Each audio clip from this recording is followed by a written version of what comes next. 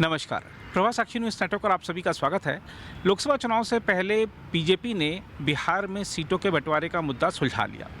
अब कोशिश चल रही है महाराष्ट्र में और उड़ीसा में कि सीटों के बंटवारे का जो मुद्दा है उसको जल्द से जल्द सुलझाया जा सके, ताकि जो उम्मीदवारों की घोषणा होनी बाकी है कई सीटों पर, वो काम भी पूरा किया जा सके।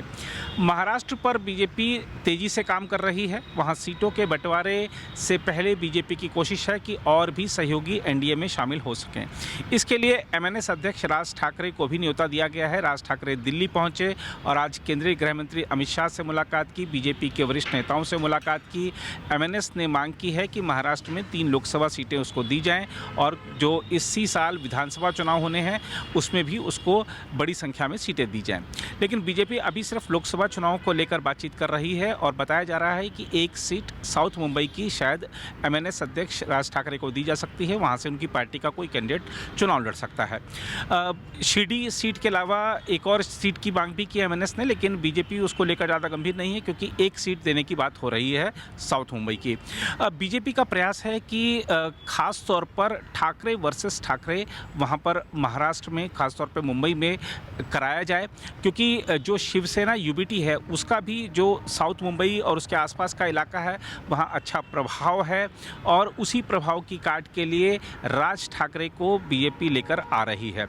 और बीजेपी के तमाम नेता पहले से राज ठाकरे के संपर्क में थे। राज ठाकरे भी कई बार बीजेपी नेताओं के साथ मुलाकात कर चुके थे। मुख्यमंत्री एकनाथ शिंदे के साथ उनकी मुलाकात हो चुकी थी। और हम आपको बता दें कि 2014 में राज ठाकरे ने प्रधानमंत्री पद के लिए नरेंद्र मोदी का समर्थन किया था। 2019 में हालांकि वो बीजेपी के खिलाफ थे, लेकिन 2024 में वो बीजेपी के साथ चुनाव लड़ने के लिए राजी दिख रहे हैं। हम आपको बता दें कि 2006 में राज ठाकरे ने अपनी पार्टी महाराष्ट्र नवनिर्माण सेना की स्थापना की थी और इस पार्टी ने, अगर हम देखें तो, एक बार ही अच्छा प्रदर्शन किया है जब उसके 13 विधायक चुनकर आए थे और लोकसभा में अब तक उनका कोई सांसद चुनकर नहीं आया है। पहली बार राज ठाकरे का प्रयास है कि लोकसभा में भी उनका कोई कैंडिडेट चुनकर आए और इसी नाते वो आज बीजेपी नेताओं से मुलाकात कर रहे हैं। देखना होगा कि इस मुलाकात से क्या निकल कर आता है, लेकिन शिवसेना यूबीटी ने इस मुलाकात को लेकर निशाना साध दिया है।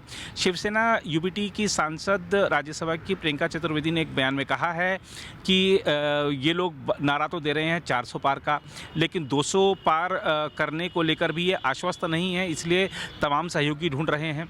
उन्होंने कहा कि इन्होंने जो शिवसेना है उसका नाम ले लिया, उसका ध्वज ले लिया, सत्ता ले ली, लेकिन ये जो शिवसेना का प्रभाव था, जो शिवसेना का वोट बैंक था, वो नहीं ले पाए हैं। इसलिए अब राज ठाकरे के बहाने उस वोट बैंक को साधने का प्रयास कर रहे हैं। और क्या कहा है शिवसेना यूबीटी की सांसद प्रियंका चतुर्वेदी ने, आइए इस रिपोर्ट में देखते हैं और समझते हैं कि क्या राज ठाकरे के आने से बीजेपी को कुछ फायदा होगा। देखिए, एक बात तो बहुत स्पष्ट हो गई है। कहाँ एक तरफ भारतीय जनता पार्टी नारे लगा रही थी 400 पार करेंगे, पर अभी यहाँ पे 200 पार करने में भी उनको पास कॉन्फिडेंस नहीं है। और खास करके महाराष्ट्र को लेकर वो जान गए हैं, आपने 2 पार्टी तोड़ी, फिर भी जनता आपके समर्थन में नहीं आ रही है। आप सत्ता में जरूर हैं, पर सिर्फ सत्ता का भोग ले रहे हैं, जनता के लिए कोई काम नहीं कर रहे हैं। तो उनको लगा कि चलिए अब एक ठाकरे परिवार के पार्टी को ले लेते हैं, ठाकरे सरनेम भी ले लेते हैं और कोशिश करते हैं जनता के बीच में जाएंगे। तो इससे भी कुछ फायदा होने वाला नहीं है। शुरू से ही मैं कहती आ रही हूँ, भारतीय जनता पार्टी महाराष्ट्र की जनता के सामने जीरो है। उनने शिवसेना को तोड़ने का काम किया और गद्दार सेना बनाई, उनके वो शून्य है। जो फिर एनसीपी ली तोड़कर अजीत पवार जी की, वो शून्य है और राज ठाकरे जी शून्य हैं ही। तो शून्य शून्य शून्य शून्य शून्य ही रहेगा।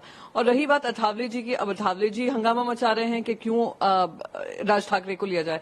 तो आप कुछ भी कर लीजिए, आप तोड़ मोड़ कर कुछ भी काम करने की कोशिश करें। महाराष्ट्र की जनता ने निर्णय कर लिया है कि महा झूठी सरकार को रास्ता दिखाना है और उनको बेदखल करना है। हम इसीलिए आश्वस्त हैं क्योंकि जनता का प्रेम, जनता का अपार समर्थन हमारी युति के साथ है, महाविकास अघाड़ी के साथ है और हम उसी कॉन्फिडेंस से जनता के बीच में जाएंगे और विजयी होंगे। अगर आप भी लेना चाहते हैं देश दुनिया की तमाम जानकारी तो आज ही सब्सक्राइब करें हमारे चैनल को। साथ ही नीचे दिए बेल आइकन को जरूर दबाएं ताकि हर अपडेट आप तक पहुंच सके।